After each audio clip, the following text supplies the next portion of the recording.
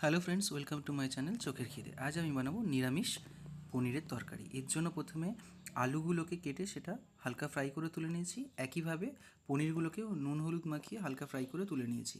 কড়াইতে তেল গরম হলে গোটা জিরে, শুকনো লঙ্কা আর তেজপাতা ফোড়ন দিতে হবে। এরপর একটা ব্যাটার বানিয়ে নিতে হবে, যেখানে একটু জলের মধ্যে হলুদ গুঁড়ো, জিরে গুঁড়ো, ধনে গুঁড়ো আর সামান্য তেল, সর্ষের তেল দিয়ে ওই ব্যাটারটাকে কড়াইতে দিয়ে কিছুক্ষণ রান্না করে নিতে হবে। এই সময় কয়েক টুকরো টমেটোকে অ্যাড করা যাবে এবং কষানোর সময় পরিমাণ মতো জল ব্যবহার করতে হবে। খুব বেশি জল ব্যবহার করলে চলবে না কিন্তু। মশলাটা কষানো হয়ে গেলে স্বাদ মতো নুন অ্যাড করার পরে ভেজে রাখা আলুগুলোকে ওখানে অ্যাড করতে হবে। আলুটা ভালো করে কষিয়ে নেওয়ার পর তার মধ্যে জল অ্যাড করে দিতে হবে। তরকারিটা যখন ফুটে উঠবে তখন এর মধ্যে ভেজে রাখা পনিরগুলোকে অ্যাড করে দিতে হবে।